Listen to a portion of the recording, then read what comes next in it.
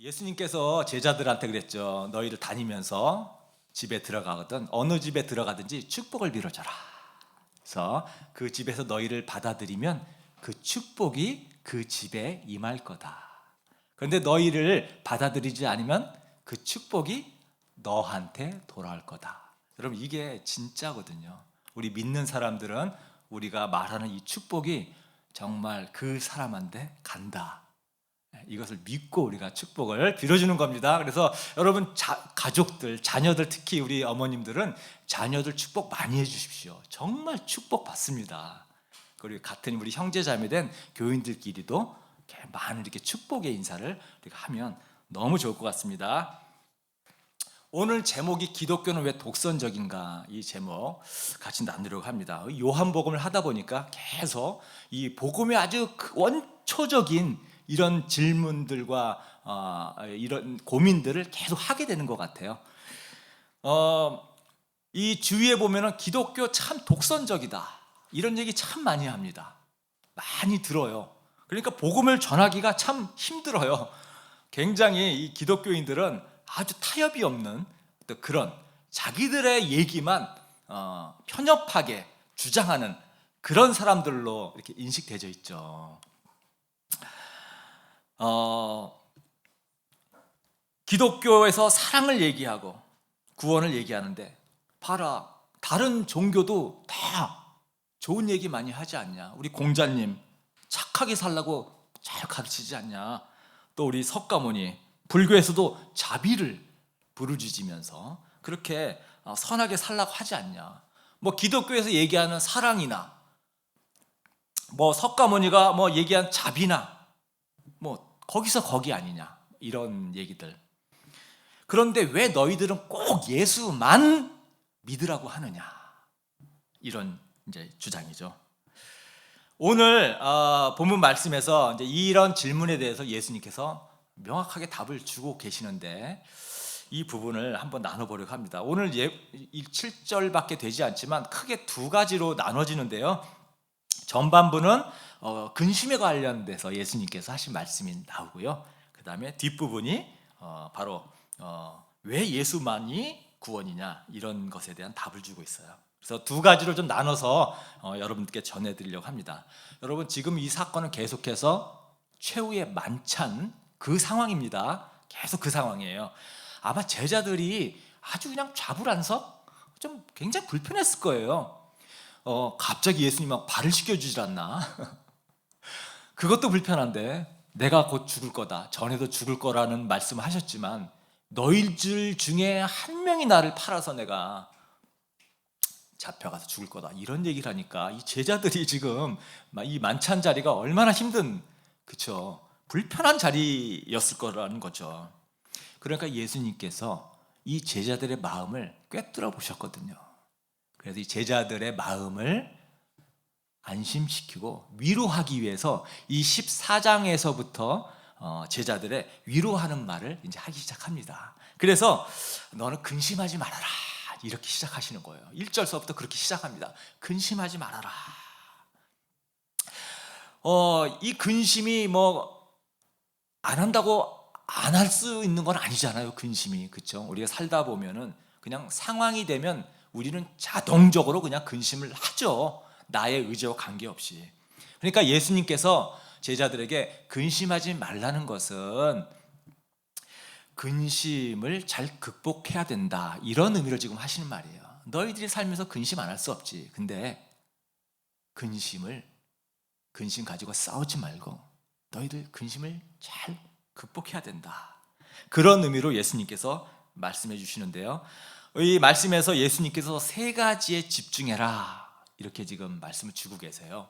그래서 어떻게 근심을 극복하느냐 세 가지를 한번 살펴보려고 합니다. 첫 번째 예수님께서 말씀하신 것이 하나님께 집중해라 이렇게 말씀하고 있어요. 그래서 1절에 예수님이 너희는 마음에 근심하지 말아라 하시면서 하나님을 믿고 또 나를 믿어라 이렇게 말씀하시는 거예요.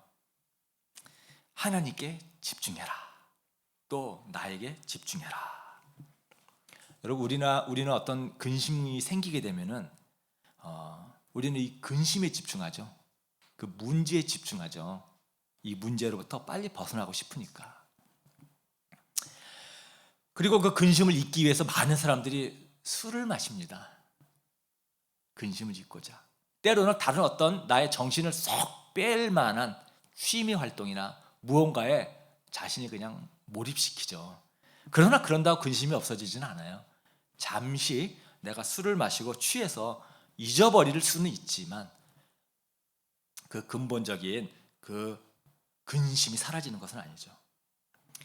근데 예수님께서는 너희가 어쩔 수 없이 근심이 오겠는데 그 근심을 위해서 너희들은 하나님께 집중해라. 이렇게 지금 얘기하고 있는 거예요. 하나님께 집중하라. 여러분, 이 말은 하나님의 말씀과 그 약속에 집중해라. 이 말이거든요. 하나님의 말씀, 그 말씀 속에 하나님이 너희에게 약속해 준 거, 그거를 기억해라. 그런 말입니다. 저도 예전에 가장 많이 근심할 때가 언제인가 생각해 봤더니 제가 이제 건강을 회복하고요. 다시 음악을 본격적으로 시작하려고 이 엔터테인먼트 공동체를 위해서 얼마나 제가 이게 막 열이 났겠어요. 다시 음악 활동을 하기 위해서 정말 많은 노력을 했는데 하나도 안 되는 거예요. 그렇게 몇 년을 제가 이 가요계 문을 두드리면서 되지 않았을 때 그때 참 많이 근심했어요. 이제 난 이제 음악 인생 끝인가 보다. 안 되네 이제는. 많이 변했네. 그럼 내가 지금까지 음악 해왔는데 이제 음악 활동 안 하면 나 이제 앞으로 뭘 해야 되지? 이런 생각이 계속해서 끊임없이 드는 거 있죠. 그럴 때 제가 정말 저에게 큰 힘이 됐던 것이 하나님의 말씀이었거든요. 여러분, 이 말씀은 여러분들도 그냥 평생 탁 붙들면 좋은 말씀이에요. 마태복음 6장 33절.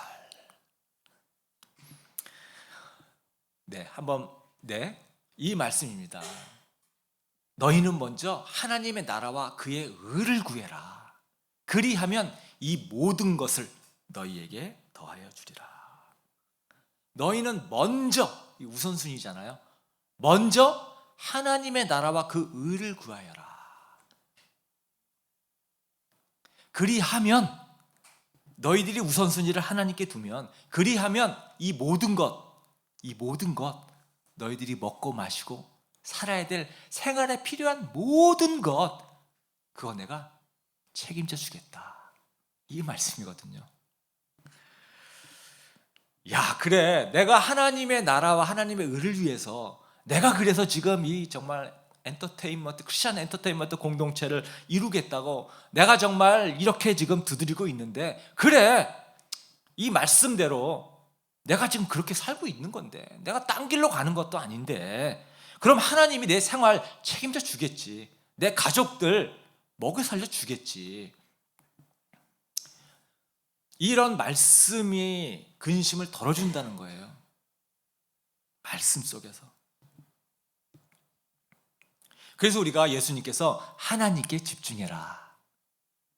너희들은 근심이 떠오를 때는 하나님께 집중해라. 그렇게 말씀하고 있는 겁니다. 우리 여기 부모님들도 자녀들에 대해서 걱정 많잖아요. 근심되잖아요. 우리 아들 앞가림 하면서 잘 살 수 있을까? 결혼은 잘 할 수 있을까? 좋은 배우자 만나야 되는데 여러 가지 걱정이 한두 개가 아니죠. 여러분, 그럴 때는 저 같은 경우는 이런 시편 말씀, 이런 말씀을 봅니다. 시편 37편 25절 26절인데요. 나는 젊어서나 늙어서나 의인이 버림받는 것과 그의 자손이 구걸하는 것을 보지 못하였다. 그런 사람은 언제나 은혜를 베풀고 꾸어주면서 살아가니 그의 자손은 큰 복을 받는다. 꾸어주면서 은혜를 베풀면서 복을 받는 그런 자녀가 될 거다. 누구에게? 하나님을 경외하며 하나님의 나라와 의를 먼저 추구하는 삶을 사는 사람들에게는 하나님이 그 자녀들을 보호하시고 축복해 주신다. 이런 약속의 말씀이잖아요. 이렇게 약속의 말씀이 있기 때문에 그래, 내 자녀들 어디 가서 손해보거나 어려움 당할 삶보다는 하나님이 축복의 삶을 이끌어 주시겠지, 이렇게 생각이 되는 것입니다.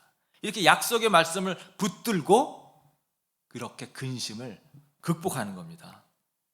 그래서 우리 엔터 교우 성도님들도 근심이 있을 때에 근심을 해결하기 위해서 여러분 다른 곳 찾지 마시고요. 다른 곳 찾지 마시고요.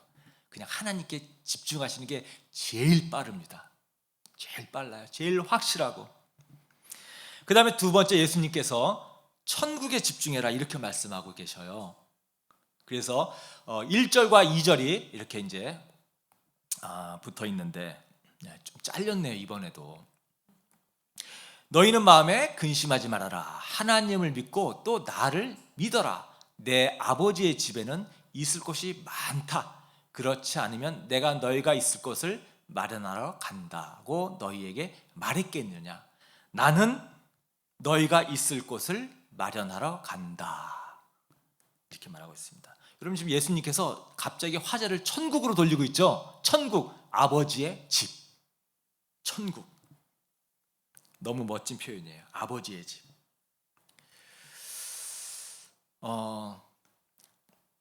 제가 보니까 크리스찬 중에서도 이 천국은 뭔가 이렇게 좀 좋은 일도 많이 하고 착하게 살고 또 내 성품도 좀 더 인격도 더 수양이 돼야 되고 그래야지만 천국을 가는 것처럼 생각하는 분들이 꽤 많아요. 그러다 보니까 나는 예수님을 영접했는데도 천국에 갈 자신을 못 갖는 거예요. 나 같은 사람이 천국 갈 수 있을까? 나는 아직은 아닌 것 같아. 나는 아직도 멀었어. 여러 가지로 내 인격이나 또 옛 습관에 아직도 젖어서 생활하는 내 모습 보면 나는 아직은 아닌 것 같아. 나 같은 사람이 천국 가면은 개나 소나 다 가는 거지. 나는 아직은 아니야. 이런 생각을 의외로 많이 한다는 겁니다. 정말 많이 해요. 여러분, 아무리 내가 좋은 일 많이 하고 사회에 몇 억씩 기부하고 내 인격이 아무리 훌륭해도 이것 가지고 천국 가는 게 아니거든요. 천국은 누가 갑니까? 예수님 영접한 사람이. 다른 조건이 없어요. 예수님을 영접하면 그러면 하나님의 자녀가 된다 그랬거든요. 하나님의 자녀니까 당연히 아버지 집에 가는 거 아닙니까? 우리 자녀들 하루 종일 밖에서 뛰놀다가 배고프면 집에 오잖아요. 자기 집도 아닌데 오잖아요. 와서 밥 달라고 하잖아요. 자녀의 권세예요, 그게. 우리가 예수님만 영접하면 자녀 되는 거예요. 그럼 아버지 집에 가는 거예요, 그걸로. 다른 조건이 없습니다. 예수님께서 이렇게 내 아버지의 집에 있을 곳이 많다. 염려하지 말아라. 이 천국 얘기하는 이유가 뭐냐면 제자들 지금 굉장히 두려워하고 있어요. 예수님이 잡혀서 제자들 한 명에게 배신당해서 죽을 거라고 지금 얘기를 하니까 지금 제자들 무서운 거예요. 예수님이 잡혀가면 죽지 안 죽을지 모르지만 잡혀가면 자기들도 분명히 잡혀갈 거라고 그렇게 생각하는 거예요. 예수님하고 3년을 같이 따라다녔는데 두려운 거예요, 지금. 그러니까 예수님께서 지금 이 제자들을 위로하기 위해서 소망을 주는 거예요. 소망을. 너희들 괜찮아. 죽음 두려워하지 마라. 너희들 아버지 집에 반드시 갈 거야. 두려워하지 마라. 여러분, 우리가 가장 두려워하는 것이 사실은 죽음이거든요. 세상 사람들 가장 두려워하는 거 있잖아요. 죽음이에요, 죽음. 죽음 앞에 안 두려워하는 사람 없습니다. 누구든지 벌벌 떨게 되어 있어요. 그런데 우리 예수님을 영접한 우리 자녀들에게 있어서 죽음은 뭡니까? 우리들에게 죽음은 뭐예요? 아버지 집에 가는 거예요. 사실 죽음은요, 신나는 일이에요. 내가 믿음만 있다면. 그래서 에베소서에 보면 우리를 갖다가 이 땅에 사는 하나님의 자녀들을 천국의 시민권자라는 표현을 하고 있죠. 우리는 천국의 시민권을 가진 이 땅의 대사관이 되는 거예요. 이 땅의 대사관. 잠시 하나님이 이 땅에서 우리가 뭔가 시킬 일이 있어서 이 땅에 지금 보내셨어요. 우리는 대사관이에요. 우리 시민권은 저 하늘에 있거든요. 일 다 마치면 시민권자니까 나의 고향으로 돌아가는 곳입니다. 그게 천국이거든요. 그래서 우리에게는 죽음의 두려움을 극복할 수가 있는 겁니다. 여러분, 정말 예수님을 영접하시고 정말 주님을 내 인생의 주인으로 모신 여러분이라면 죽음의 두려움에서 여러분 벗어나야 됩니다. 여러분, 이게 갑자기 되는 건 아니에요. 믿음은 계속해서 더해지고 커가는 거거든요. 그래서 여러분의 믿음이 점점 커질수록 이 죽음을 극복할 수가 있습니다. 하나도 두렵지 않을 수가 있어요. 그리고 심지어는 그래봐야 죽기밖에 더 하겠어? 그렇죠. 우리가 아무리 이 땅에서 정말 힘들고 어렵고 두려움에 살아도 죽음보다 더한 게 어디 있겠습니까? 그런데 우리에게 있어서 죽음이 아버지 집에 가는 것이라면 그래봐야 죽기밖에 더 하겠어. 이런 생각만 가지고 우리가 살 수 있다면 죽음에 대한 두려움 완전히 극복하죠. 그렇죠? 늘 평안 가운데 우리가 살아갈 수 있는 것입니다. 자, 세 번째, 예수님께서 말씀하신 근심을 극복하기 위해서 세 번째는 예수님의 함께 하심에 집중해라, 이렇게 말씀을 하고 계셔요.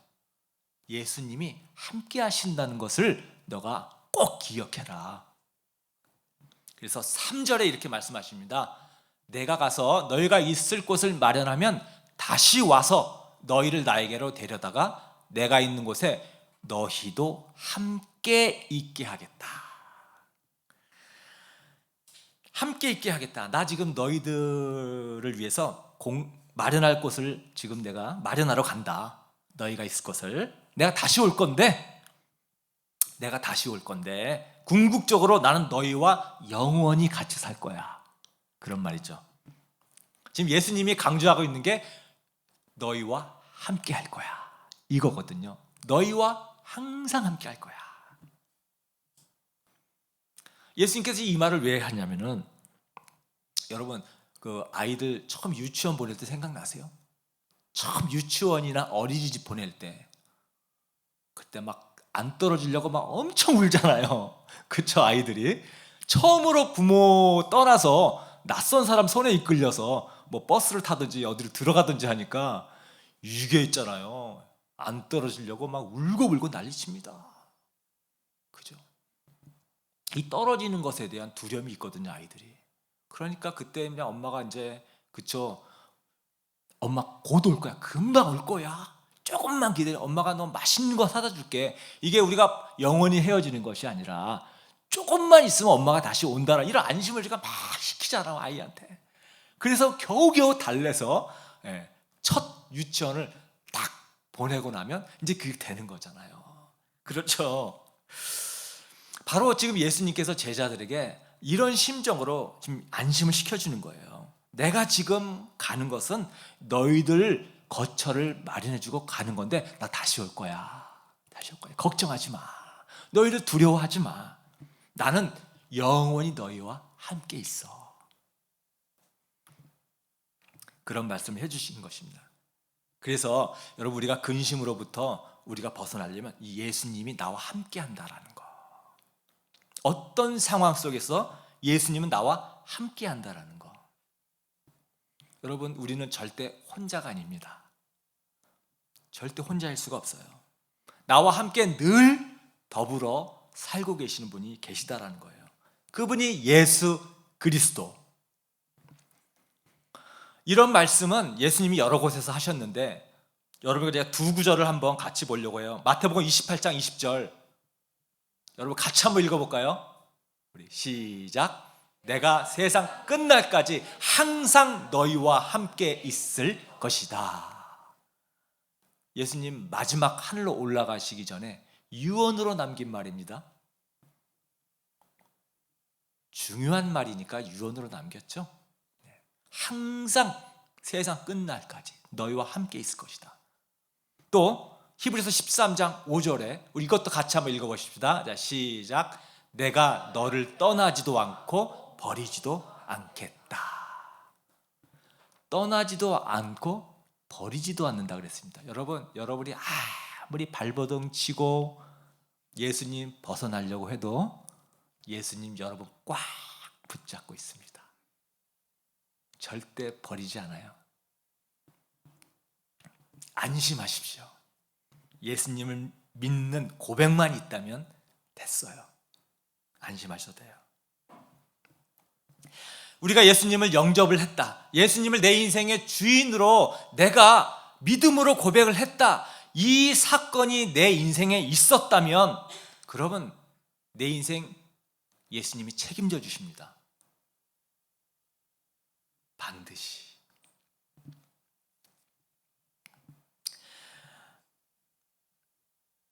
여러분, 사업하시는 분들 장사가 잘 안 되고, 우리 훈시경제 지금 열심히 사업을 지금 몇 개월 하고 있는데 장사가 잘 안 되면은 누가 걱정을 합니까? 알바생이 걱정하나요?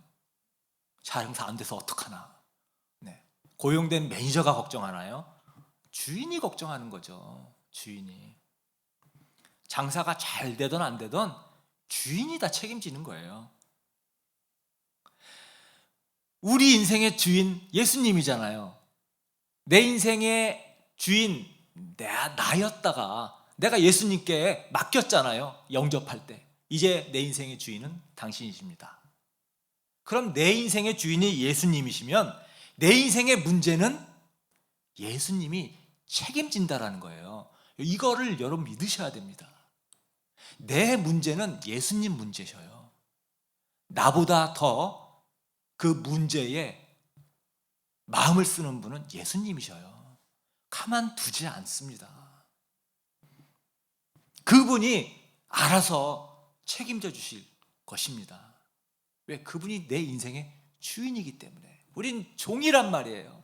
종이 책임지지는 않습니다.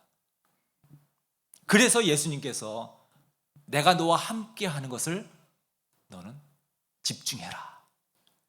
집중해라. 네 문제 그건 내가 해결한다. 걱정하지 말아라. 여러분, 우리 예수님이 늘 나와 함께 한다는 거, 이거 잊지 마시기를 부탁드립니다. 자, 이제 두 번째 파트로 넘어가려고 합니다. 예수님께서 자꾸 간다 하고 또 그러죠. 내가 가는 길을 너희가 알고 있다.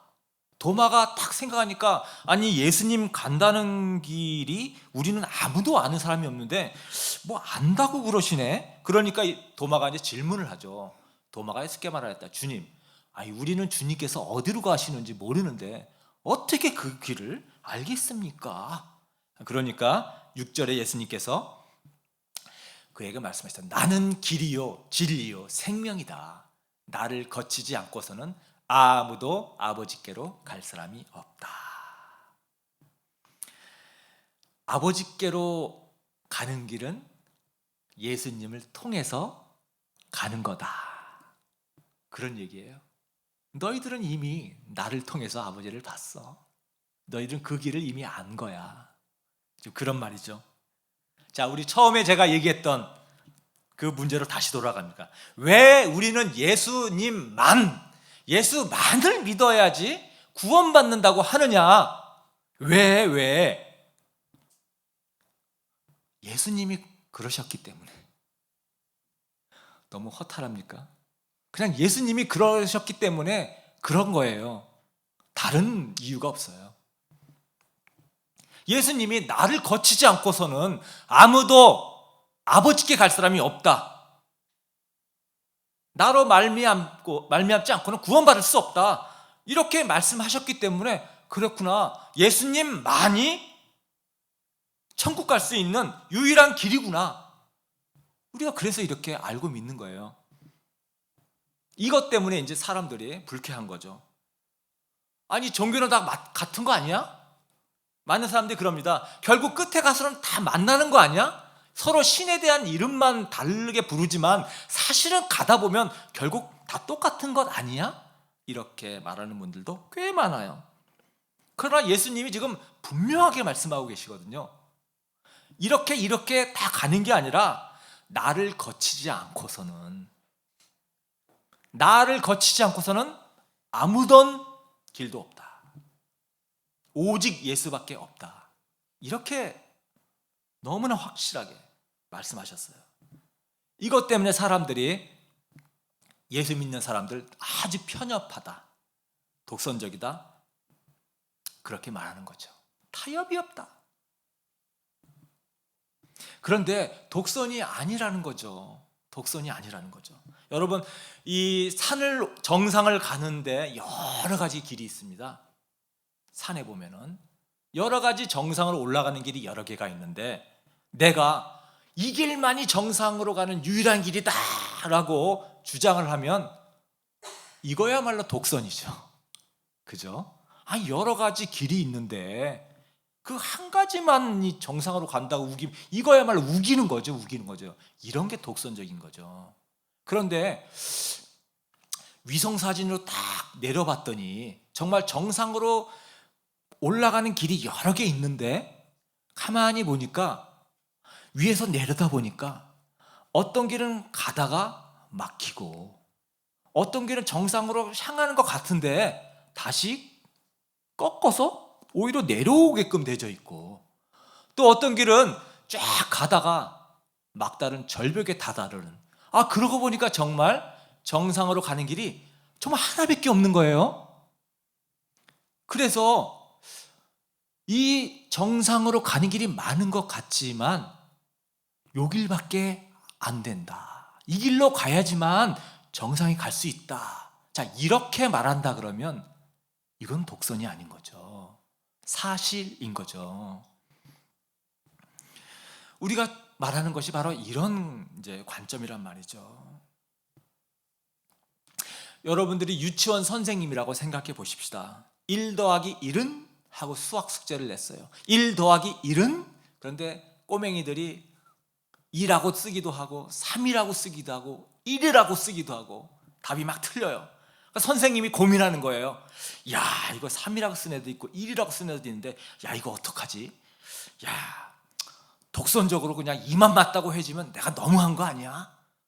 1도 맞게 해주고 3도 맞게 해주지 뭐. 여러분, 이럴 수는 없는 거죠. 맞으면 맞는 거고 틀리면 틀린 거죠. 기면 기고 아니면 아닌 것이죠. 분명하게 답은 있는 거죠. 여러분, 비슷한 것은 틀린 겁니다. 그죠? 여러분, 전화번호 막 누구한테 전화 걸려고 막 띡띡띡띡 눌렀는데 맨 마지막 하나가 잘못 눌려서 딴 걸 탁 눌렀어요. 그럼 비슷하게 옆 사람한테 전화 가나요? 절대 그럴 일은 없습니다. 그럼 비슷한 건 틀린 거죠. 그래서 이 독선이냐 아니냐, 독선적이다 아니다라고 여러분 논쟁할 것이 아니라 사실은 있잖아요. 정말 예수밖에 길이 없어? 라고 얘기를 한다면 이걸 가지고 논쟁할 것이 아니라 정말 그것이 맞는지 안 맞는지, 사실인지 아닌지를 살펴보는 게 그 다음 과정이죠. 그런데 많은 사람들이 이 과정 없이 무조건 독선적이라고 얘기를 하는 거예요. 독선적이라고 얘기하시는 분들 가만히 보십시오. 그분이 정말 예수가 어떤 사람인지 요만큼이라도 조사를 하거나 고민을 하거나 찾아보거나 그런 것이 없다는 거예요. 여러분, 나를 거치지 않고선 하나님께로 갈 사람이 없다. 과연 예수님은 그럼 그 말을 우리가 믿을 수 있느냐? 이 사람을 말이 사실인지 아닌지 정말 그 사람을 신뢰할 수 있느냐? 여기서부터 출발해야 되는 게 맞는 거죠. 여러분, 우리가 지금 이 세상에 있는 종교 중에서 가장 큰 종교의 지도자들 4대 성인이라고 하는 이 사람들을 한번 살펴보려고 합니다. 여러분, 공자라고 하는 사람, 너무너무 이 동양에서 유명한 사람이죠. 이 사람이 그럼 하나님께로 우리를 데려가 줄 수 있는 길이 될까? 길이 될까요? 아니요, 그렇지 못하거든요. 여러분, 공자님은 신에 대한 개념이 없는 사람입니다. 공자는 이분이 주장하는 게 주 관심사는 어떻게 하면 우리가 서로 덕스럽게 사느냐, 도덕적인 것에 집중하신 분이에요. 이분은 도덕가입니다. 여러분, 불교의 석가모니는 과연 그럼 우리를 하나님께로 인도할 수 있는, 데려갈 수 있는 길이 될 것인가? 석가모니도 신에 대한 개념이 없는 분이셔요. 석가모니의 주 문제는요, 어떻게 하면 우리가 이 세상의 이 고뇌의 문제를 해결할 것인가? 여기에 집중했죠. 번뇌로부터 어떻게 우리가 벗어날 수 있는가? 석가모니는 철학자입니다. 철학가예요. 자, 이슬람교의 마호메트가 있습니다. 이 사람은 하나님에 대한 개념은 가지고 있어요. 왜? 이단이기 때문에 그렇습니다. 그럼 이슬람교가 거의 기독교와 지금 거의 신도수가 비슷하게 맞먹어져 가고 있습니다. 그럼 이슬람교의 마호메트는 하나님께로 우리를 인도할 수 있는 길이 되는가? 여러분, 이슬람 책에 있는, 이거는 증명된 사실입니다. 마호메트는 여자를 좋아해서 부인이 11명이 있습니다. 이슬람교에서는 4명까지 부인을 두는 것을 허락하거든요. 마호메트는 7번이나 규칙을 어겼어요. 11명의 아내 중에서 15살 난 여자아이도 있습니다. 또 마호메트에게는 양자가 있는데요, 그 양자 엄마가 예뻐서 그 엄마를 자기 아내 삼았습니다. 여러분, 이런 사람이 하나님께로 우리를 인도할 길이 되어준다? 여러분, 가능할까요? 어떻게 이런 사람에게 우리가 유일한 길이라고 믿을 수 있겠습니까? 여러분, 이뿐만 아니라 모든 이단들, 내가 예수다, 내가 다시 온 하나님이다 주장하는 많은 이단들, 그의 삶을 보면 다 증명이 되지 않습니까? 그럼 예수님은 어떠신가요? 예수님은 어떤 분인가? 예수님은 성경에서 계속해서 주장하는 게, 나는 하나님을 안다.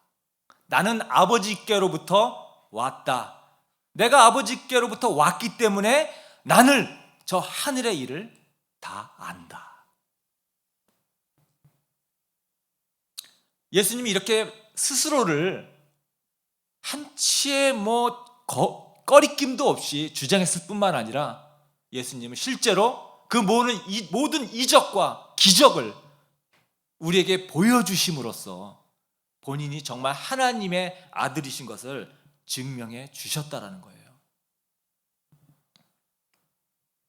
이런 것을 볼 때 나를 거치지 않고는 하나님께로 갈 사람이 없다라는 예수님의 말을 우리는 신뢰할 수 있는 것입니다. 여러분들 입시 중에 치르고 계신 부모님도 있고, 입시를 이제 치렀던 분들도 있고, 또 앞으로 준비해야 될 그런 분도 있는데, 여러분, 고3짜리가 있는데 A라는 대학을 꼭 보내고 싶어요. 그래서 정말 유능한 과외 선생님을 막 찾습니다. 그 A라는 대학에 꼭 보내줄 만한. 그래서 찾았는데 어떤 과외 선생이 내가 그 A라는 대학을 내가 자신 있게 확실하게 붙여드리겠습니다, 이렇게 말하는데 가만히 보니까 이 사람도 그 A라는 대학을 가기 위해서 사수죄 하고 있다. 이러면 우리가 어떻게 그 사람한테 못 맡기죠. 사수를 하고 있는 사람에게 어떻게 그 A라는 대학을 어떻게 믿고 합격시켜주고서 어떻게 믿겠어요. 자, 좀 전에 얘기했던 이런 많은 종교의 창시자들 다 죽었죠. 다 죽었죠. 다 무덤이 있습니다. 공자도 석가모니도 마호메트도 다 무덤이 있어요. 죽음을 극복하지 못한 사람들이죠. 그러나 예수님은 무덤이 없다라는 거예요. 예수님은 무덤이 없습니다. 왜요? 부활하셨기 때문에. 이미 예고한 대로 부활하셨기 때문에 예수님만이 무덤이 없어요. 이렇게 죽음을 극복한 분이 하늘의 일을 말한다라는 거, 그래서 우리가 믿을 수 있는 거 아닙니까? 이분은 하늘에서 왔고 다시 하늘로 가신 분이, 유일하신 죽음을 극복하신 분이기 때문에 이분이 그러한 삶을 사셨다면 이분의 하늘의 말은, 하늘에 관한 말은 우리가 믿을 수 있지 않겠는가? 다른 분들은 다 죽었거든요. 여러분, 우리는 예수님만 유일한 구원의 길이 되십니다. 이분 아니고서는 아버지 집에 갈 수가 없습니다. 그러니까 이것은 독선이 아니라 사실인 것입니다. 그 다음에 예수님은 내가 길이요, 그 다음에 진리라고 말씀하셨죠. 내가 진리다. 여러분, 예수님 믿게 되면은 진리가 보이기 시작합니다. 예수님을 믿고 나면 정말 좋은 점이 많은데요, 저는 제가 제일 좋았던 점이 이 삶의 질서가 잡히는 거였어요. 제가 예전에는 어떤 좋은 책, 철학책, 교양책, 여러 가지 이런 책을 읽으면요, 이 사람 말도 맞는 것 같고, 이 사람 얘기 들어보면 이 사람 말도 맞는 것 같고, 참 사람마다 다 너무나 논리가, 설득력이 좋아요. 그러니까 이게 도대체 뭐가 맞는 건지 잘 모르겠어요. 어떤 정치적인 문제에 대해서 막 논쟁이 있으면 어떤 사람들은 이건 이렇게 해서 이렇게 된 거야, 들어보면 맞아요. 또 다른 사람, 반대편에 있는 사람의 얘기를 들으면 야, 이 사람의 얘기도 분명히 타당성 있고 맞아요. 도대체 어떤 것이 맞는 건지 참 헷갈립니다. 그래서 이때 당시 예수님을 믿기 전에 사람들이 저에게 야, 영렬아, 너는 어떻게 생각해? 이렇게 물어보면 제가 항상 제 말의 끝은 뭐뭐뭐뭐 하는 것 같아, 이렇게 끝을 맺었어요. 확신이 없어요. 나는 이런 것 같아. 그런 거 아닐까? 확신이 없어요, 매사에. 그런데 예수님을 딱 믿고 난 다음에는 있잖아요, 이게 너무나 분명하게 이게 그냥 딱 정리가 되는 거 있죠. 진리가 내 안에 들어오니까 이게 답이 보여요. 그 뒤로부터 저는 제 말끝이 뭐뭐 같아라는 말이 자연스럽게 없어지더라고요. 그건 이거야, 그거는 아니야, 이렇게 되더란 것입니다. 여러분, 성경에는 이런 말이 있습니다. 여호와를 경외하는 것이 지혜의 근본이다. 여호와를 경외하는 것이 지혜의 근본이다. 하나님을 믿는 사람은 지혜가 생깁니다. 이게 배워서 되는 게 아니에요. 이런 지혜는 확신을 주기 때문에, 진리가, 내 안에 진리가 옳고 그름에 대한 확신을 주기 때문에 질서가 딱 잡히는 것이죠. 그래서 우리가 진리이신 예수님을, 여러분들은 모두 예수님을 모시고 있기 때문에 여러분들은 진리 가운데 지금 살고 있는 것입니다.